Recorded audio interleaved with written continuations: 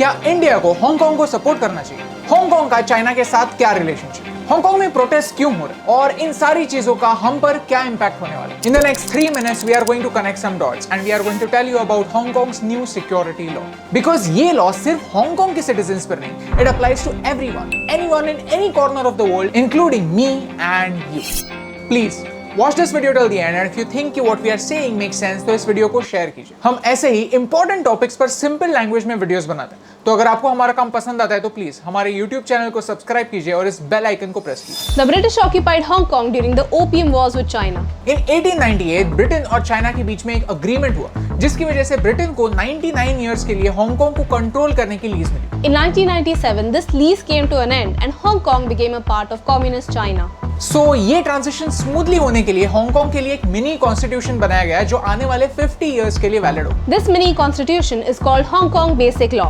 Hong Kong has its own flag, its currency and legal system completely different from China. Hong Kong relatively free है, वहां पर China से कम restrictions है। Hong Kong की press China की press जैसे कंप्लीटली गवर्नमेंट के कंट्रोल में नहीं। फेसबुक, यूट्यूब, ट्विटर जैसे एप्स हांगकांग में अलाउड है। हांगकांग चाइना का पार्ट है लेकिन फिर भी वो अपने प्रिंसिपल्स, अपना लीगल और पॉलिटिकल सिस्टम चाइना के कम्युनिज्म से अलग रखता है। इसे कहते हैं one country two system policy. China has a completely different legal system as compared to Hong Kong. What is considered as free speech or allowed in Hong Kong will be considered as subversion by Beijing. China का legal system उनके communist party के completely control में है। उनका conviction rate 99% से भी ज्यादा। And now comes the new Hong Kong security law. In simple words, Hong Kong में किए गए क्राइम्स को बीजिंग पनिश कर सकता है। The international media is calling this the end of Hong Kong. If you want to know more about this law in detail, you can watch this video. We want to focus on इस law से हम Indians को क्या फर्क पड़ता है। ये law सिर्फ परमानेंट रेसिडेंट्स ऑफ हांगकांग पर अप्लाई नहीं होता, ये लॉ आप पर और मुझ पर भी एक्शन ले सकता है। डोंट बी स्कैर्ड, चाइना आपके घर पर आकर कोई एक्शन नहीं लेगा, लेकिन please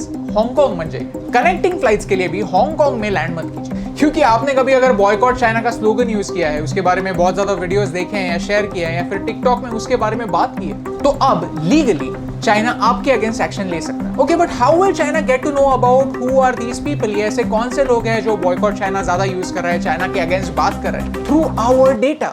just try to connect some dots. कुछ लोगों ने पूछा कि चाइना हमारा डेटा कैसे मिसयूज कर सकता है, तो this is your answer. Joshua Wong के इस स्टेटमेंट को देखिए। Joshua Wong is a pro democracy student activist from Hong Kong. उन्होंने अपने ट्विटर पर ये पोस्ट शेयर की और ये पॉइंट एक्सप्लेन किया। According to China's new law, अगर आपने कभी भी हांगकांग, तिब्बत या ताइवान के ऑटोनॉमी के बारे में बात की है तो आप एक क्रिमिनल। आपने अगर सीसीपी को क्रिटिसाइज किया है तो आप एक क्रिमिनल। और तो और अगर आपने कभी भी इंडिया के किसी भी चाइना के अगेंस्ट पॉलिसी को सपोर्ट किया है तो आप क्रिमिनल।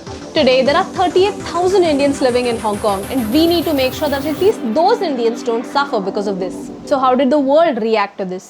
यूके ने 3 मिलियन हांगकांग रेसिडेंट्स को सिटीजनशिप ऑफर की है। ऑस्ट्रेलिया भी ऐसे ही हेल्प करने वाला है। Japan has strongly condemned the law. The US Secretary of State Michael Pompeo ने एक स्टेटमेंट में कहा है कि the United States will not sit idly and the United States will not stay quiet about all of this. Right now, India needs to strongly support Hong Kong. Why?